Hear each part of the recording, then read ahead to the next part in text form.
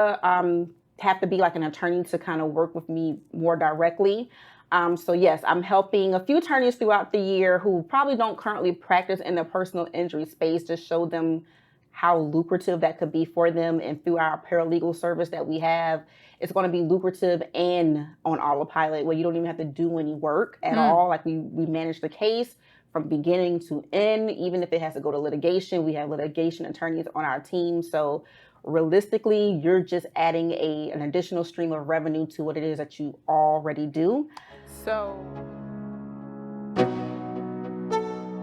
welcome to Black Wealth Weekly Podcast, where you can find different guests being interviewed by me, Shaniqua Nicole, the Millennial Money Maven, every single week, where we will be breaking down how they got into their respective industries and are creating wealth for their families.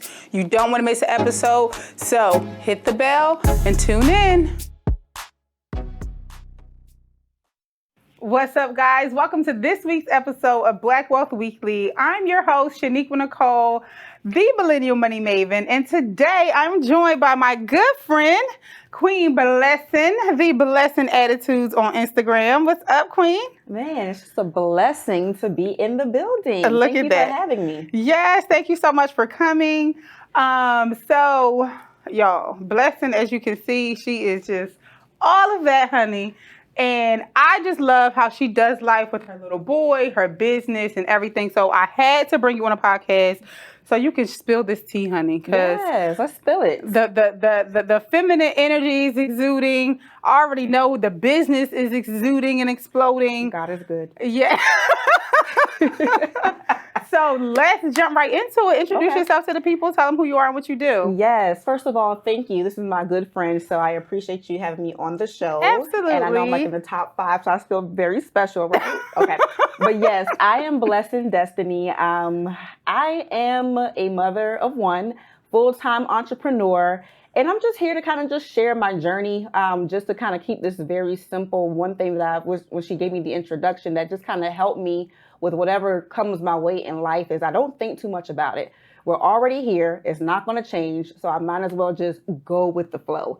So I hear people all the time. They're talking like even today, my mom was giving me a problem that she had. And I was like, Mom, let's look at the bright side. You were in an accident. It's not that much damage. Even though it's going to take 3 months for them to fix your car, it doesn't even look like it was hit. So let's keep the conversation going. Right. And that's just kind of my mindset. Like, here we are. What's the bright side? Let's keep the conversation going. Gotcha. So I know professionally you own an accident referral business.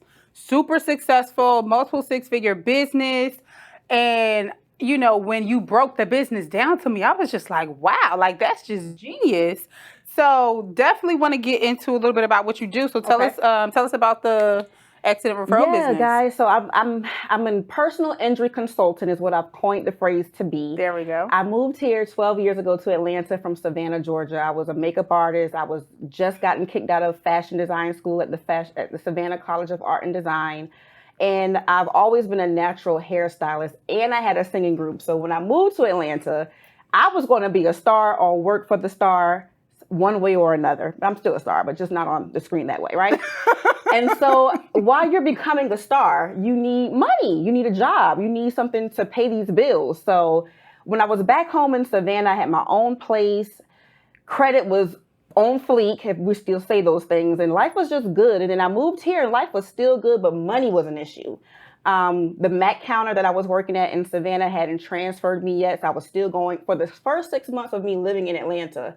I drove to Savannah every weekend because my schedule was Friday, Saturday, and Sundays at the mall. So for 6 months, I did that. I didn't question it. I just did what I had to do. Whoa, and how far is Savannah from 4 here? hours. So you was driving 4 hours to work at the Mac counter.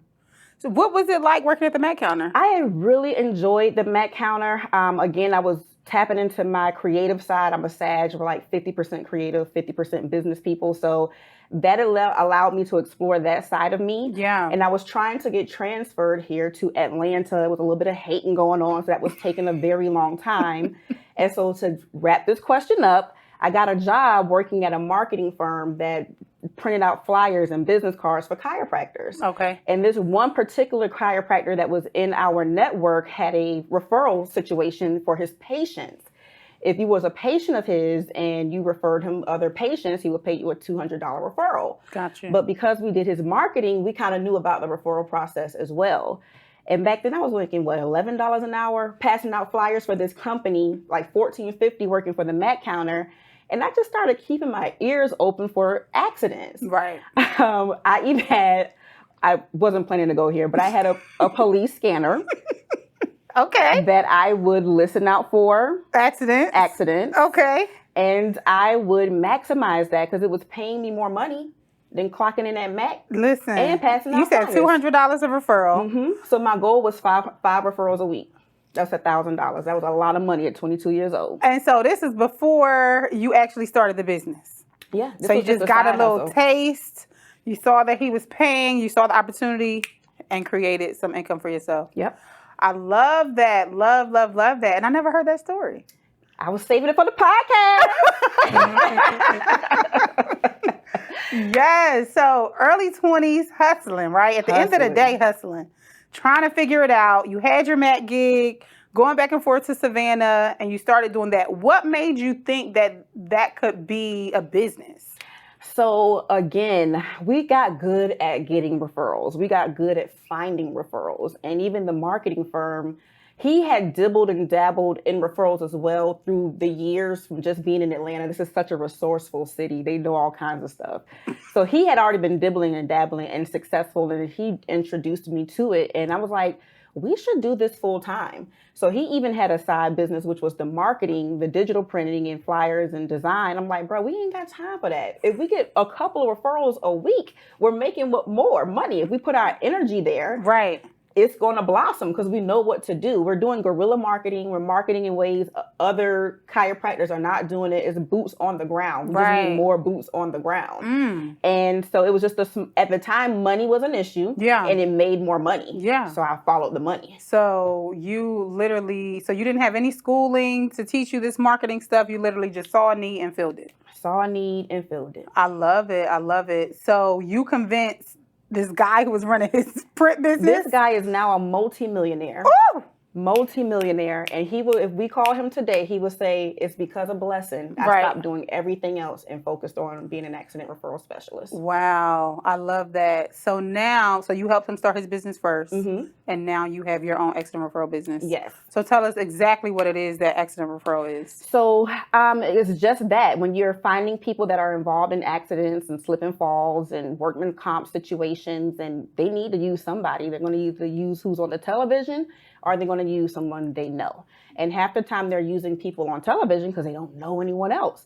A lot of us aren't fortunate enough to have attorneys in our family or even doctors in our family. So I'm like the bridge between the two. And a lot of people don't trust attorneys.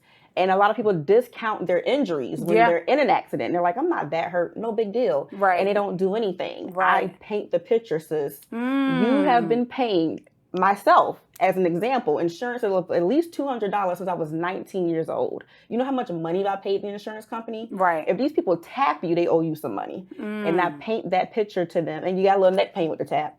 And yes, and I just showed them why this is important. Right. Because the insurance industry is your friend until you need them and they will abandon you. And so most people just don't even know that. And I just encourage them, if you don't even do anything, at least book a consultation and get the information. Gotcha. So, wow. So you made two big points there. Number one is that the insurance company is not your friend, right? Until you need them. So we pay all this money every single month into the insurance companies. When you're in an accident, what does that look like when you've been injured? Okay, so that's a good question, because one question that comes up a lot from the victims that I'm trying to help is it's an accident. Right. So they know the person that hit them didn't mean to. So they don't want to cause that person any more trouble than they already have. Again, as my job and the people on my team is to paint the picture that you're not hurting them. Are you going to call this insurance company to get your car repaired? Or do you want your damages repaired? Once you do that, the claim is opened. And the most that's going to happen to this person is their premium for their policy is going to go up a few dollars every month because they have that on their record now. Once that claim is open, the damage is done. That is already happened. It don't matter how big or small. So if we add the bodily injury to that, the damage is done just from you calling them to get the property damage repaired. Gotcha. So we might as well maximize the call. Yeah. Because it's everybody's going to call the insurance company to get their car fixed. Like Gotcha. that be their number one thing. Like, Yeah, how can I get my car fixed? Sis, you already got sis in trouble. Let's maximize this thing. Right. So I get into a car accident. I call you up. How do I call you up, first of all? 877 your accident money. Y'all, that's not my number. We'll put the number up here. We're going to put the number up here because so somewhere. many people call me personally. But I'm going to get y'all the right number because I don't really give out the number personally much these days. So we're going to get into how and my she runs friends her know my business. real personal number, so they call me directly. Right. We're going to get into how she run her business and she don't give out the number because this queen, y'all, she don't do no work in the business and is killing it and just killing the business. But I want y'all to understand, number one, that there are people out here to help facilitate this. So I know my aunt, she literally got into an accident. She's in her mid-50s. She just retired. And she's just like, she had a brand new Lexus and they just totaled it out. Okay. So she's getting her car fully, replaced. But what about your back? What about the pain that's going to come later?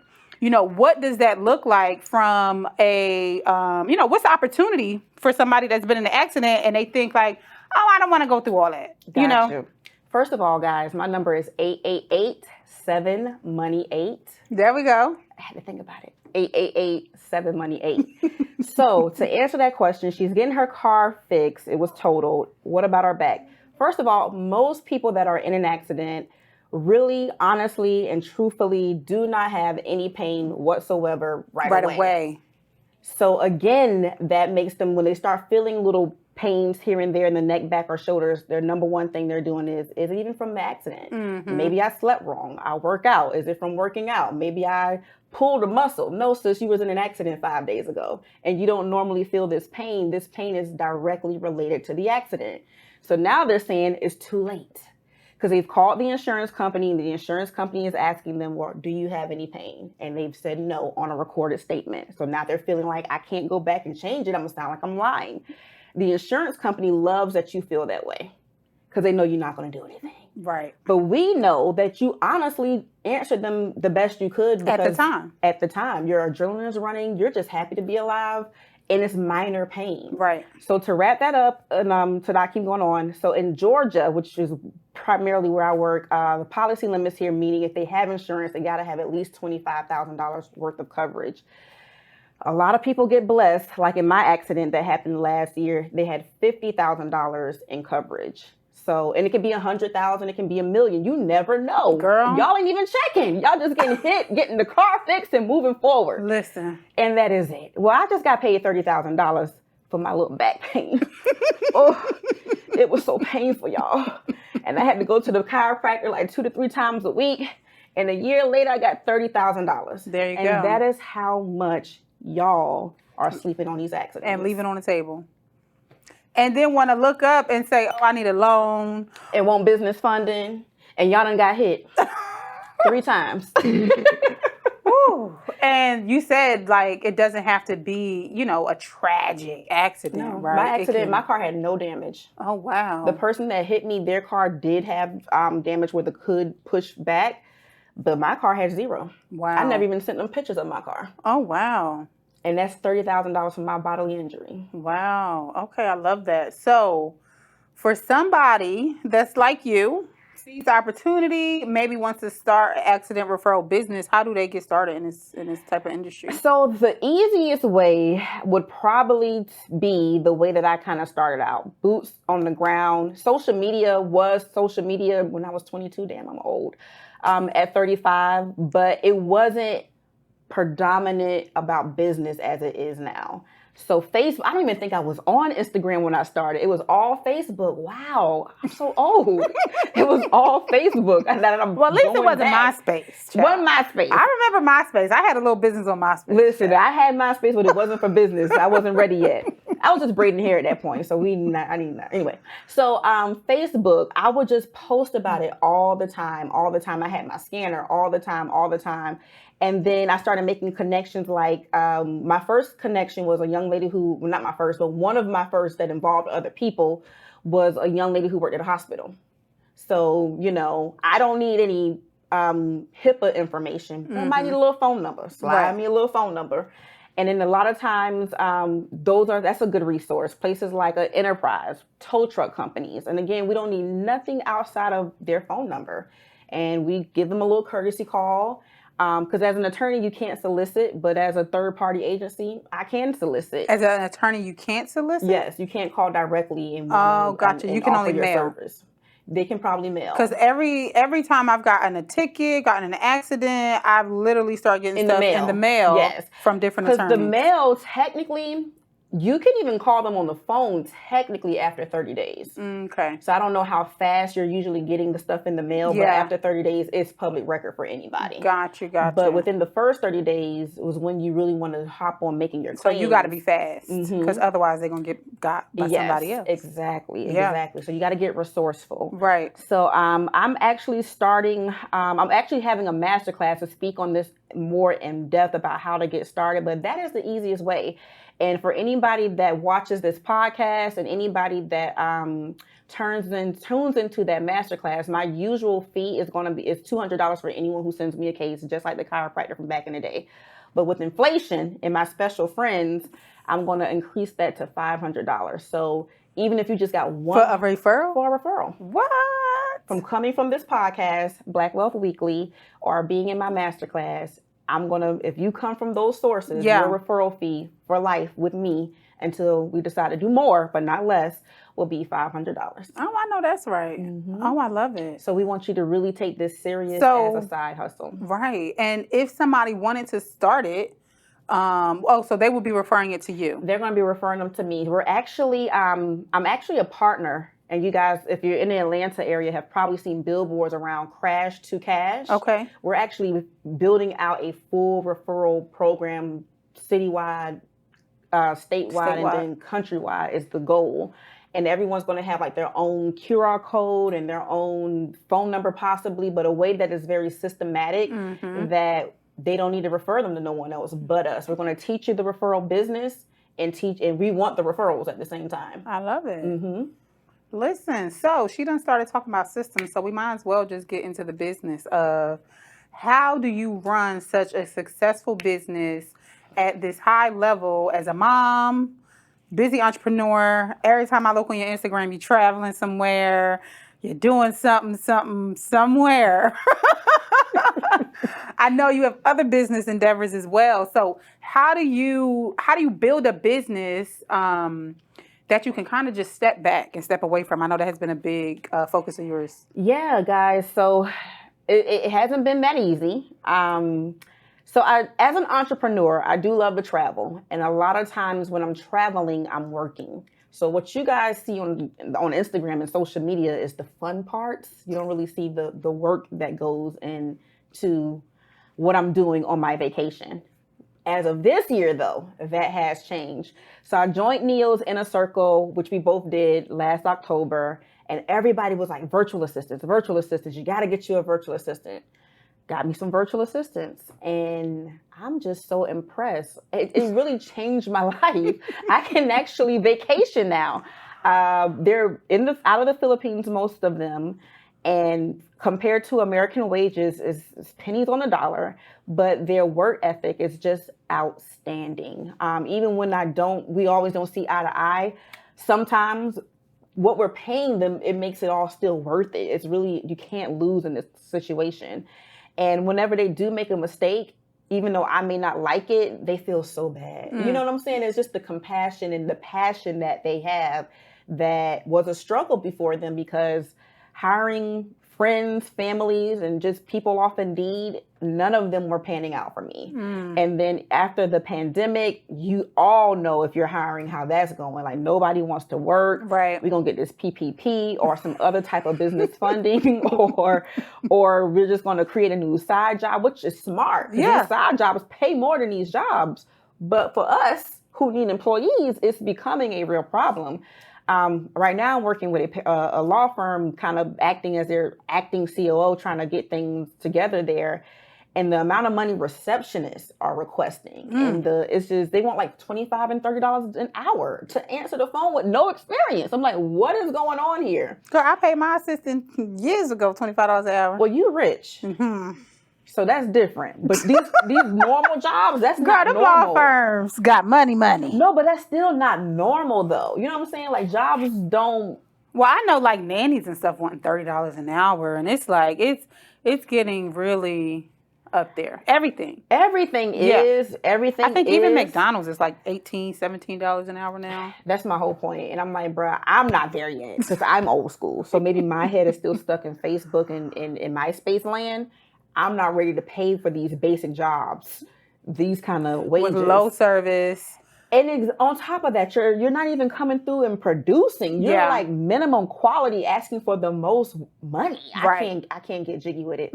So even with that being said, like our case managers that are usually just paralegals, we're with the money they want. We're saying we're not even gonna hire no more. We're gonna hire attorneys, people who graduated law school, people who are passionate about a career, who are not just passing through. Because if y'all want this, we might as well pay the person who's going to be doing this $10 more. Y'all could be trying to be a singing star like myself and just here to get a check. Right. These attorneys, this is what they do, gonna always do, paid to do, invested their time to do. Yep. It's a better investment. Gotcha. I love it. So you systemize your business. Virtual assistants. Through virtual assistants. And are you helping people? I am. I actually with virtual assistants? Have my first virtual assistant client today that is hiring someone through my new virtual assistant staffing agency. Okay. I had a conversation with one of my virtual assistants that I hired them through, and I really wasn't even happy with her performance, and I really wasn't even happy with the company's performance. So I was letting her know I'm going to be parting ways with the company. And so she was like, is there any way you would consider working with me outside of the company? Which is technically probably not the best against the practice to do. But that was not the intent of my phone call. Yeah. So I didn't ask her and she threw it out to me. Yeah. And then when she told me out of what I'm paying the company and what they're paying her, I got passionate. I'm like, this was already cheap for me, technically speaking. But this is all you're seeing from that. And I really felt bad about that. I'm like, they could do better than that. Yeah. And if they can't do better than that, I can do better than that. Because like I said, even on a bad day for a virtual assistant, we're paying them pennies on the dollars compared to American wages. Yeah. So let's let that go and let's do better next week. You know, it's worth reinvesting the time with them. Mm-hmm. So really, it was not my intention. But after that conversation with her, I saw how I could really serve them. Yeah. And from a good place and not take advantage. I just felt like that was really taking advantage. It was such a dramatic difference in what they were getting paid. And see, this is the thing. This is how, this is how we come in and change the industries. You know what I'm saying? And that's the power, I think, of Black wealth and Black business and Black ownership, number one, because we're always coming from a place of compassion and how can I help? We just have that love ingrained in us through our pineal gland and all of that. And so I love that. You saw number one, you saw opportunity for business. So if somebody wanted to hire a virtual assistant today, how much do they pay them hourly through your company? Through my company, my price range is going to be about $5 to $10 an hour. Okay. Gotcha. Not bad. Under, I don't even know, what's the American minimum wage? So the American minimum wage, but nobody gets paid this, is $7.50. $7.50. Is it? Mm-hmm. And the reason I know this, I don't know why I thought it was like 10 something. Nope, the American minimum wage is $7.50. And the reason I know this, because I'm all about systems and living a glamorous, luxurious life through systems and automation. I just hired an au pair, which if y'all don't know what that means, which I'm sure you do, I'm just going to explain it anyway. It's basically like a nanny from another country that comes and helps out with your kids. And you have to pay them minimum wage for 40 hours a week, weekly. $7.50 is the minimum wage. I wouldn't even have known that if it wasn't from this experience I'm going through. Yeah. So again, that's another. But that's another productivity hack. That's another productivity systems hack for us moms. Yes, Lord. Who are in need of childcare. And what made you decide? So you are bringing a woman from out of the country into your house, and she's going to help care for your son. You, in turn, just pay her the minimum wage for 40 hours a week, and she lives with you? Okay. Yep. What made you decide to make that decision? Because that is a big I mean, it's also like a responsibility because you have to kind of take care of her, right? Or I mean, to a certain degree, she's an adult, so I do have to provide certain things like a place for her to stay. I am responsible for her meals while she's living with me. And that's really the main thing. Other than that, I kind of set rules for how my house runs and what I expect of her, and they kind of agree with that before they even come here. So I'm sure everybody's au pair situation is different because you can kind of navigate the waters the way you want to. The biggest disadvantage I've seen is that they can only work with the child. So if I need her to do anything for me, technically that is against the au pair rules. So everything has to be related to the child. She can wash the child's clothes, prepare his meals, do his do his laundry, clean up after him, take him to wherever he needs to go. Anything related to the kid, that's what they're responsible for. But can't wash your clothes. Can't wash my clothes. Can't clean the house. Can't clean the whole house. Just where the baby is. Just where the baby is. Gotcha. But I'll take that. Listen, I'll take it too because the baby be messing. Nickname could be Hurricane Katrina. Because, baby, he comes through, honey, and destroys. Yes. And I'm saying, how we clean it all up, here come Hurricane Katrina all over again. Listen. So if she just cleans up after him, it's still a win. Right. But if I could change anything, that's what I would change. Yeah, got you. So probably just like hiring a normal nanny would be the other option. And like I said, y'all, I've looked and nannies want $30 an hour here in Atlanta. So, I don't know if that's the market everywhere, but $7.50 to $30 an hour. $7.50 to $30 an hour, and the flexibility. Sound like a heck to me. Yeah, of her living in the. I like the fact that she's gonna be living in my home because at this point in time, my son it's more control. It's more controlled. She's from another country. She ain't got much to do. She's about to be about us. So I'm here for that. Yeah. And then another perk about the au pair system is that it's a cultural exchange. So she's here to learn American culture, and she's here to bring her Colombian culture to us. So this ain't about my son, but my son is a lover of all languages. The boy is just on that vibe all by itself. So what made me select this particular au pair is because I was going through profile after profile. I was looking for someone who was bilingual, who spoke Spanish from a Spanish-speaking country. And if this was her, but in her profile, if you read all the way down, said homegirl can speak French too. Bingo. She loves music. My son does too. So you can pick them out based on what your life is like. So she was just perfect for everything my son would need. Awesome. She was the only choice. Right. And the only one I reached out to. She was perfect. Wow. I love it. Listen, well, you say God just lays it out for you, right? That's why your name Blessin. Amen. Oh, man. This week's episode is sponsored by ABCs for Rich Kids by 7-year-old author and entrepreneur Bryce Nicholas. Please tell us where we can find your book. abcsforrichkids.com. Awesome. This book is so amazing, guys. It literally goes from A to Z with different financial terms for your little loved ones. Awesome. So we've got F is for future value. E is for evaluation. H is for air. Guys, if you do not have this book, the Amazon #1 bestseller, please go and grab it now at abcsforrichkids.com. So before all of this glamorous life, number one, I just want to say that I just love how you're taking charge of your life, right? Like, I know I'm a mom, I got the baby, he's 1 year old, and it is a lot. First of all, running a business by itself is a lot. Running a household by itself with no business is a lot. Having children by itself with no business and no household is a lot. So when you put all those three things together, and no father figure to help out is a lot. Girl. But even when you do, like, I'm married, so it's still a lot. Yeah, women, we bear the brunt of life, of growth for our people. So I just love that you didn't take the fact that you were a single mom, running a business, all these things, as a reason why you couldn't, and you're using your resources to build the life that you want. Like, it's beautiful. I love that for you. And I just can't wait to see how it blossoms. I know your au pair is going to be amazing. I can't wait to drop baby over there. Listen, come on, because we got work to do. Listen, y'all, we got work to do. She gonna hold me accountable. Yes.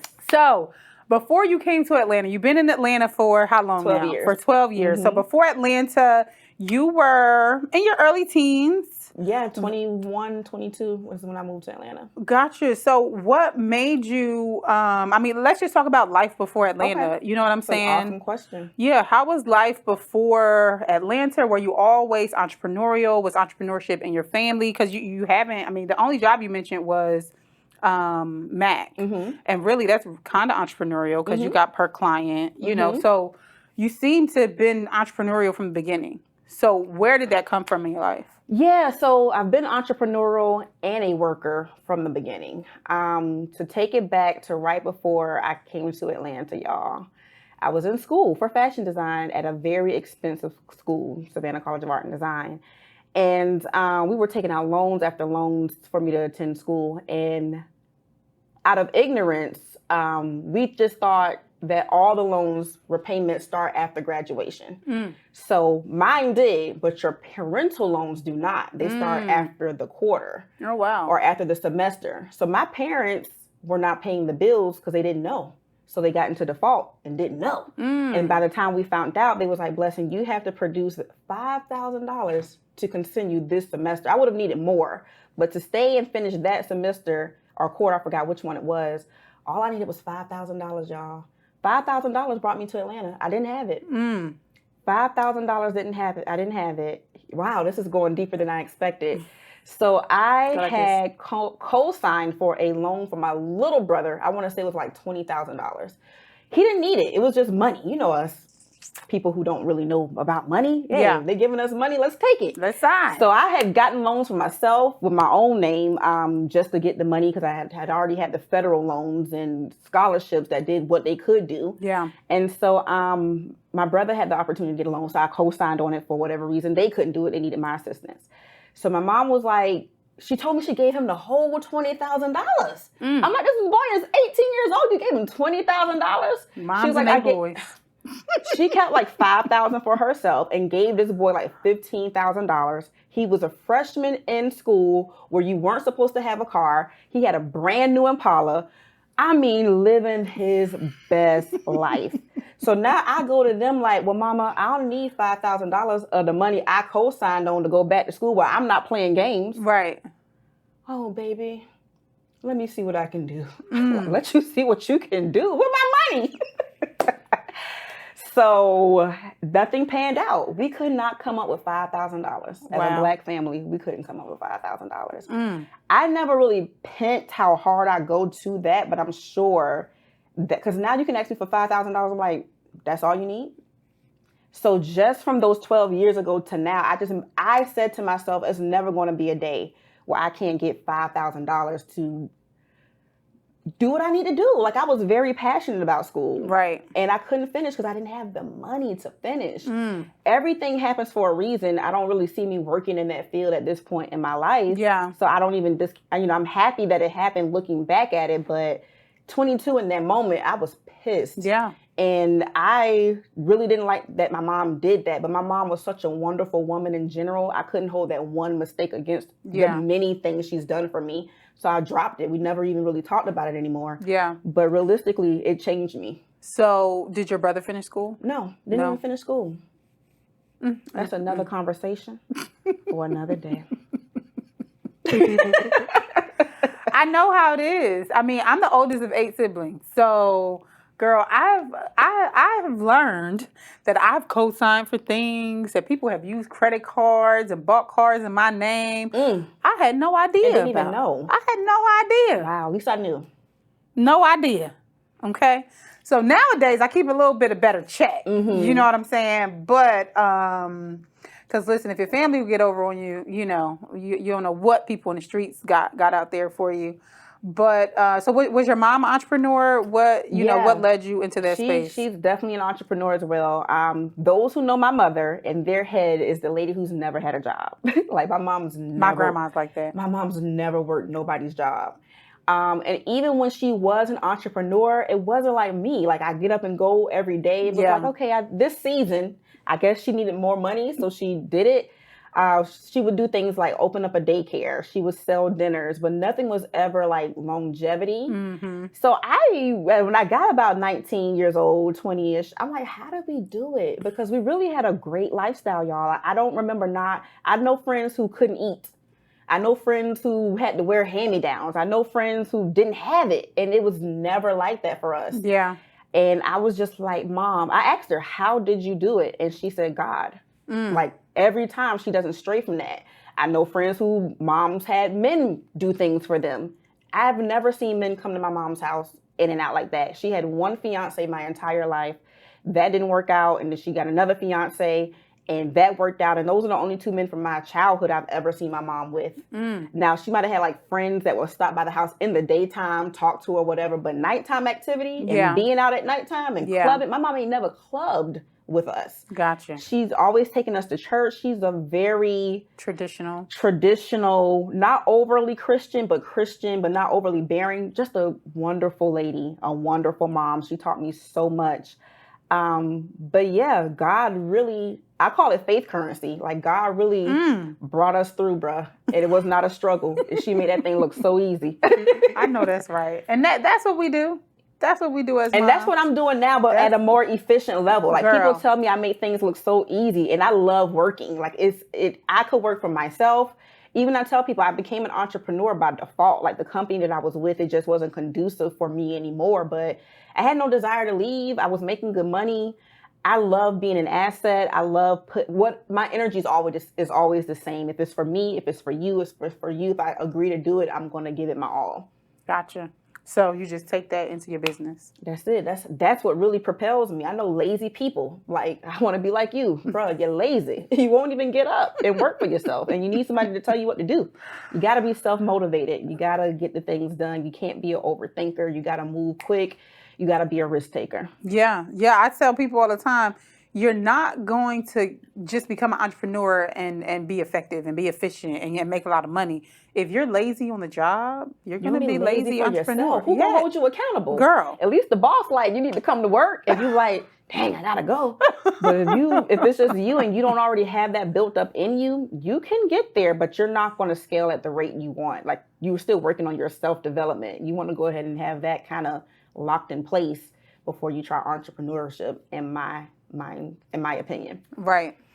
Awesome. Well, let me ask you this. What's one of your biggest regrets, just from your overall life to where you are right now? Like what's something that maybe you've learned from your mom and you're like, oh, I'm never going to do this.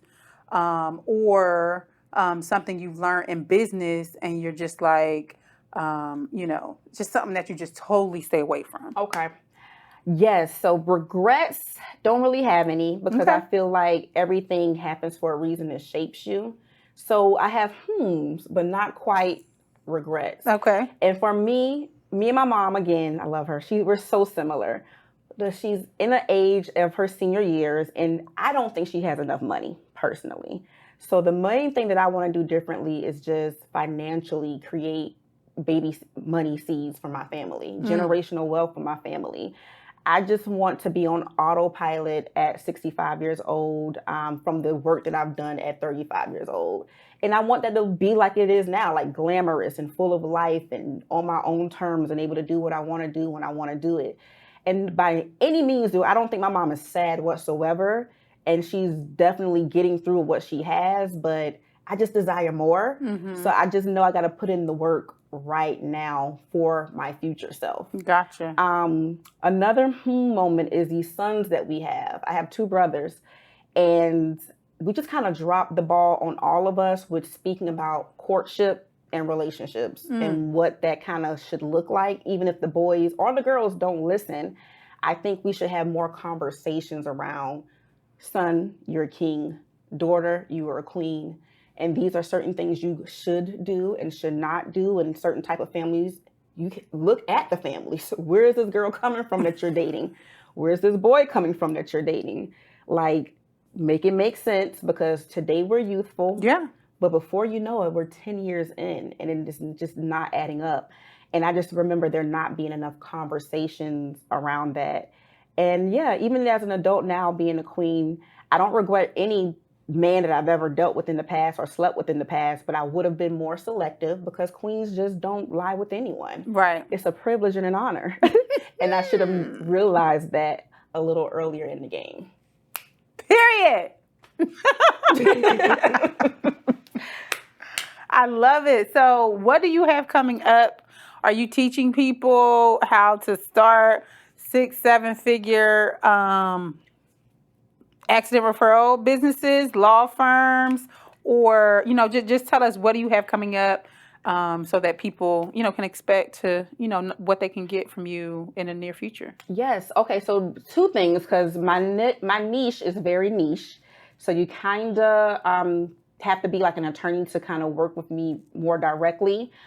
So yes, I'm helping a few attorneys throughout the year who probably don't currently practice in the personal injury space, to show them how lucrative that could be for them. And through our paralegal service that we have, it's going to be lucrative and on autopilot, where you don't even have to do any work at all. Like, we manage the case from beginning to end. Even if it has to go to litigation, we have litigation attorneys on our team. So realistically, you're just adding an additional stream of revenue to what it is that you already do.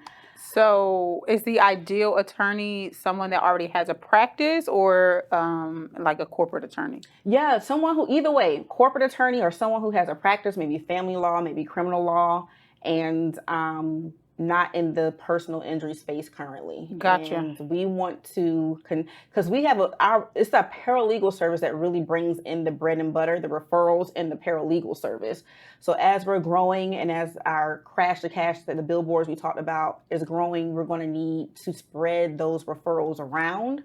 So we're looking to bring in, we have systems in place how we like to manage cases. So that's why we say people who don't currently practice personal injury, because you know how it is. Once you've done something your way, you don't want to really hand it over sometimes, or you want to put your input in. Nope, sis, this is just not even free money. This is just money coming to you because you are an attorney and we're working the case. So that's pretty much how we set that up. Got you. I love it. What does the opportunity look like for them, as far as the extra stream of revenue? Like, how much can they expect to make in their first year? In their first year, I'm going to say easily, probably modestly, $500,000, $500,000. Mm-hmm.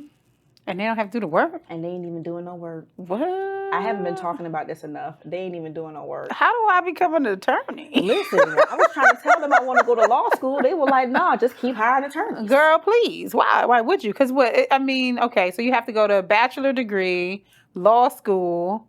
So that's 8 years. I got 1 year left for bachelor's. I dropped out of SCAD my senior year. Okay. Mm-hmm.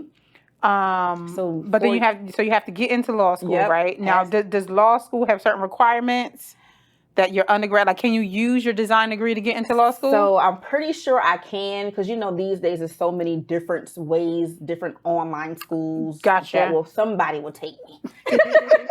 It may not be the most ideal one, right? But somebody will take me, right? And I can get the degree. Listen, you pay the price. Listen, if y'all ain't learned nothing about me yet, I'm gonna find a way. I got to get a police scan and listen out. We're going to get the job done. Right. So, okay. So it could be a corporate attorney. It could be an attorney practicing in some other facet of law. You can help them make extra $500,000 a year. Wow. I want to be an attorney now. Listen. That's the problem, having rich friends, y'all, because they be having some fire businesses. This girl right here is the one who inspires me. I just happen to be in a lane that God blessed me to just go in, but you actually do the work. Like, you premeditated, you've made strategic decisions about your life. Like, at 19, you were working in corporate America. Didn't have a choice.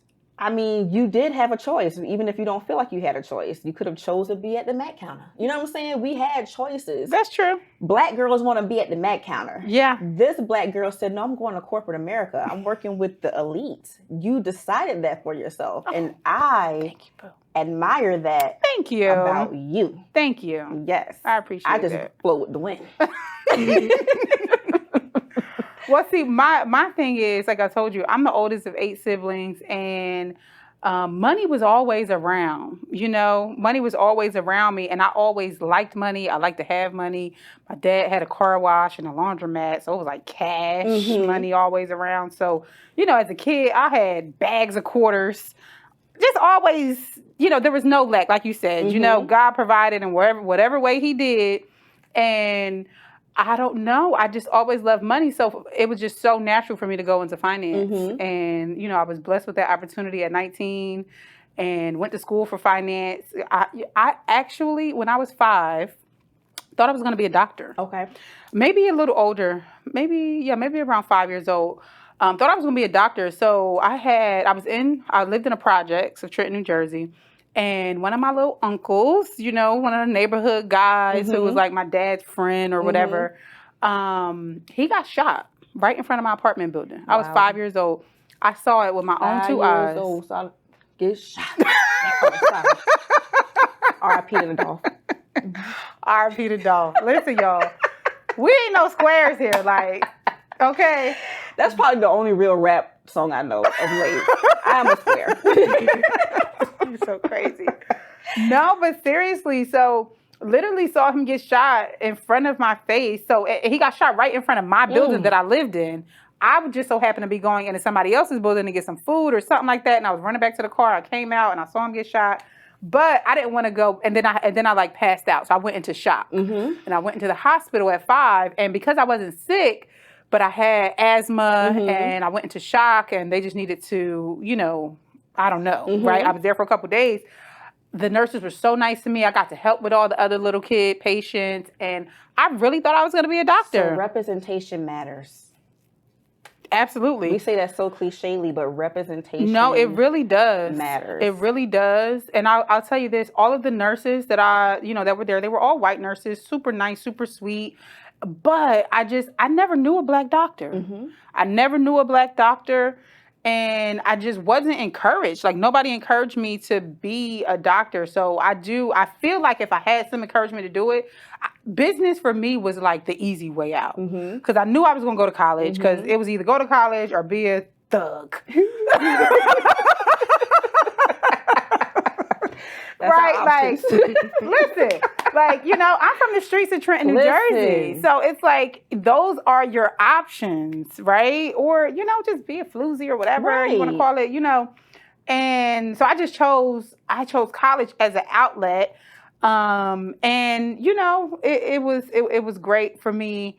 But it was like it was for escaping. Got it. It was a form of escapism, and what I will say though about escapism is I think that escapism has allowed me to, whatever my environment I was living in, it had allowed me to, as a kid, to not be there mentally, I remember when I was a very young kid at my grandma's house, one of my favorite shows was Fantasia. And so now that I have kids and I have them watching TV, I've heard like Coco Melon is like crack cocaine or something for the kids, for their brains, and it's hyper, makes them hyper and stuff.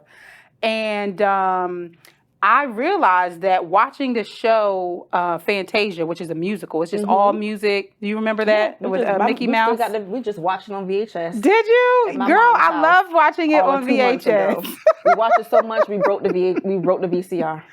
I love watching it on VHS. Yep. So I realized that I don't need the outside noise. I like to listen to what's within. And that was even as a young kid. So I encourage you guys, turn off the outside noise sometimes. If what you're hearing within is not positive, is not healthy, if it's dark, then you have a lot of inner work that you need to do.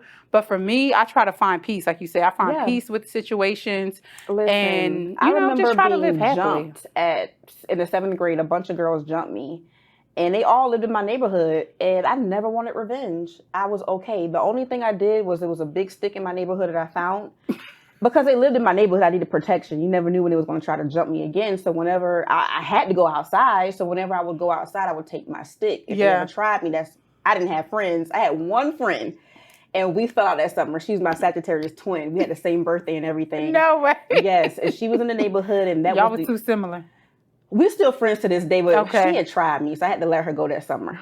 Okay? And that's when they attacked me. They was like, she ain't got a friend, let's get her. But I've always been a loner. I do very well with small circles of friends, or one here, one there, not big groups. Anyway, had to stick. And so they was like, to this day, like, why didn't you want to get revenge, and why didn't you want to fight them? Them girl, I could see in those young ladies, they weren't going anywhere. If I fight them and get in trouble with them, and even when we went to court, they said, we were at the skating ring and they jumped me on public property.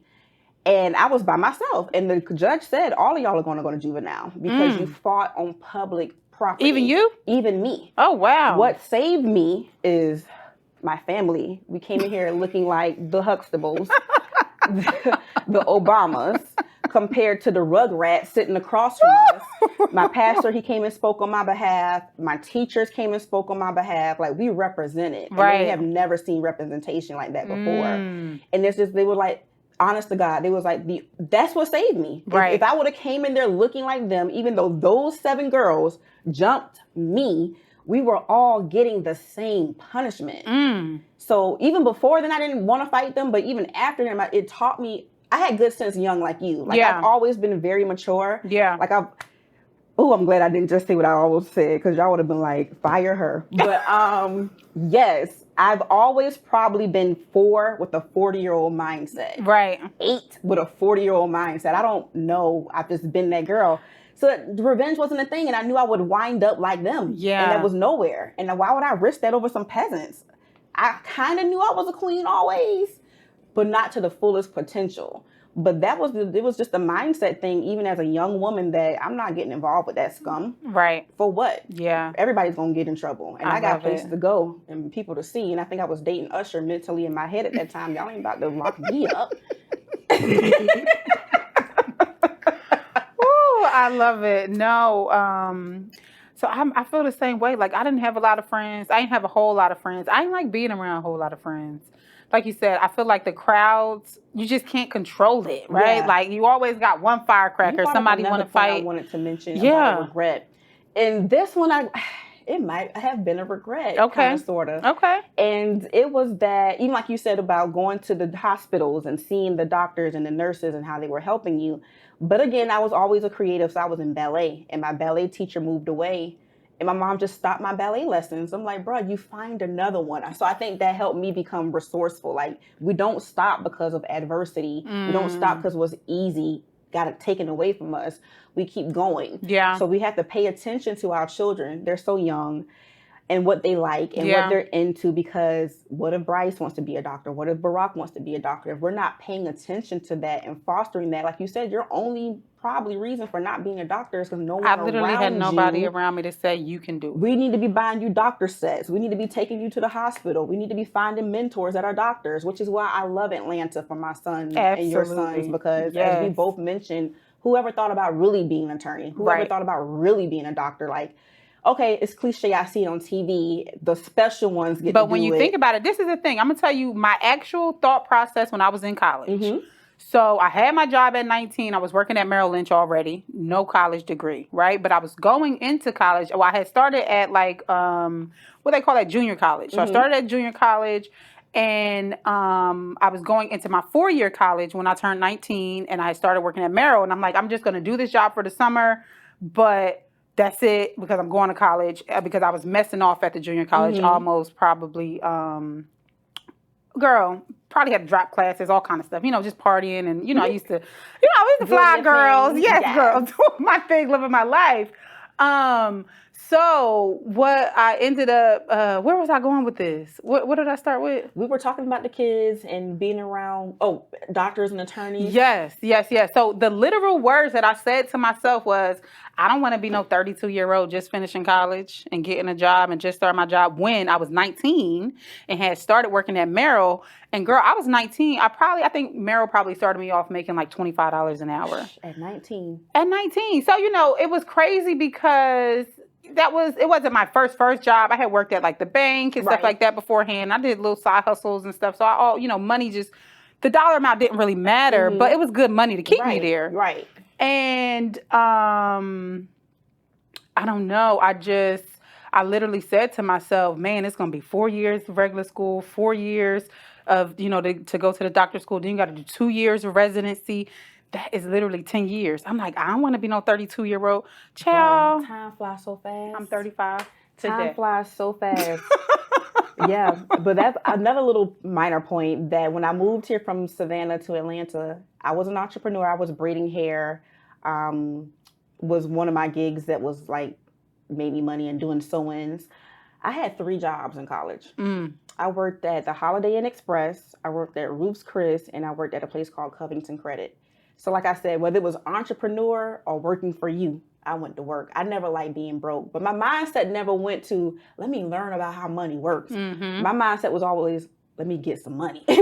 So now you're on the let this money work for you. Let me learn how to make this money work for me. Let me relax. So let's talk about some of your passive income stuff that you have been building and how you plan to what's the next phase of life for you? What do you see for yourself? Passive income. Yeah, so right now I have a couple of Airbnbs that are doing well. So with that, I don't have to do much of anything. Like that has been a blessing because when all you know is work, even when you get the virtual assistants, you're still delegating and looking at your business and figuring things out. But this Airbnb space, I've been in it now only a few months, but it's one of those streams. You know how we say we want 7 streams of income? So that's one of my 7, and I love that. The virtual assistants, at first I didn't want to be all the way out of my business. I liked kind of giving them instruction in the daytime and like looking at it at nighttime. I'm to the point now I just want to look at it weekly. So I'm working on I just hired someone. I want to teach her everything about running the business from beginning to end, how to instruct other people on what to do because their work ethic I've never had anybody on my team I could trust with that task. Yeah. And now that they're here, I feel like I could trust them to really get the job done. So my active income is starting to become passive income. The next thing I'm looking into is options trading because I need to make a couple of $1,000s in a couple of minutes because I like money. And just investing more, you know what I'm saying, for the long run. And so, I believe that probably my mom did get a lot of money at one point in time of her life, but she didn't make it stretch. So I got to learn how to make it stretch. I was watching Wall Street Trapper last night, and he was telling us we can't buy no more Chanels and we can't buy no more Louis Vuittons. We're in a recession. I don't care if you got money. Even your girls with money, stop buying all this stuff. And I'm like, oh, man, I was just getting warmed up. But thank you for the word, Wall Street Trapper. So, so just... taking information from those who are doing better and know the space better. Like, it's one thing if you don't know the information, like my mom and our moms and so many people's moms. We can't hold that against them. Right. Our children can hold it against us. It's so available. We know everything. We have peers running up the bag for long-term, short-term, now-term. Right. There's no excuse for us. So we don't get this together and figure this out. And when you and I are sitting on the beach at 80 years old in our 80-year-old bathing suit, we need to, that's my desire. Like how you were thinking about 32. Girl, you talking about 80? I'm thinking about 80. Like I want to look just like this with a gray ponytail. It's going to be a gray ponytail, y'all. But the body, all of that. Ooh. Just like this. Right. Living my best life. Because I feel like even our generation, like it's a viral noise or sound going around right now about how 30-year-old women look. Like this is a new 30. Like before, like when you were approaching 40, you were kind of retired as a lady. You just worked and went home. We out here. In these streets. Yes. And I don't see us retiring anytime soon. Well, Blessin wants to be an 80-year-old on the beach. I'm trying to be on the beach. I'm trying to retire in the next 20 years. No, I'm saying we already started. I'm saying I ain't trying to stop. Right. I'm still trying to do it. Yes. Awesome. Well, this has been an amazing episode. I feel like we can go on and on and on. This is so natural for us. She need to make me a co-host. I feel like we can go on and on and on. Y'all let me know. Let me know in the comments. Y'all think she should be my co-host? Let me know. But we're going to wrap up. I appreciate you for coming Thank through. you for having me. I love your story and how you are building wealth for you and your son, teaching him principles at such a young age. And, you know, really not being a victim to life. You know, a lot of times I feel like we are a victim of our circumstances. And I just love that you are literally just taking life by its horns. If it was a bull, and I'm riding that thing like a cowboy. I'm going to ride that thing like a cowboy. Let me leave y'all with one more little thing, because it's only right to leave you with the book. But the Master Key System, I cannot remember who's the author, because I read it when I moved here 12 years ago from my original mentor. Shouts out to George. I'm walking through Lenox Mall, looking cute like I always do. And this man stops me. He's like, I'm going to help you make more money than you've ever made in your life. And to this day, George and I are still getting more money than we ever made in our lives. He's on the billboard this week. I'm going to be on the Crash to Cash billboard next week, ATL. Okay. But he gave me that book to read, The Master Key System, and it really changed my mindset of life happening to me. And I was already a faith girl. I already knew the basics, because all these self-help books are the Bible formulated differently to help you understand it better, in my opinion. So because I had the foundation of the Bible there, the way they worded things just kind of clicked. But it basically taught me that life is not happening to me. It's up to me to make things happen. So I used to have this boyfriend. I would always be like, I'm sad. But now that I'm 35, I can look back and see how I could have made that relationship so much better. Instead of just being the victim of, you need to do better and make me happy. It was my job to create the happiness, and he would have gotten on board. So reading that book definitely changed my perspective, even to a higher degree, that says you make whatever you want and whatever you want to do. You have the power. You have the power to get it done. Read that book, y'all. And that's it. That's Queen Blessin. Where can they find you? How can they follow you? How can we support you? Yes, guys. Follow me on Instagram at The Blessin Attitudes. The Blessin Attitudes, however you say it. Keep in mind, Blessin has no G. So the BLESSIN Attitudes, and everything else and everywhere else is also the same handle. Peace, billionaires. All right. That wraps up this week's episode of Black Wealth Weekly Podcast. I'm your host, Shaniqua Nicole, and I hope I will see you guys next week. Bye. Thank you for watching this week's episode of Black Wealth Weekly. I'm your host, Shaniqua Nicole, and I hope to see you next week. Make sure you hit that subscribe button, turn on them notifications, and head to blackwealthweekly.com, where you can read all the new episodes of These Entrepreneurs and so many others.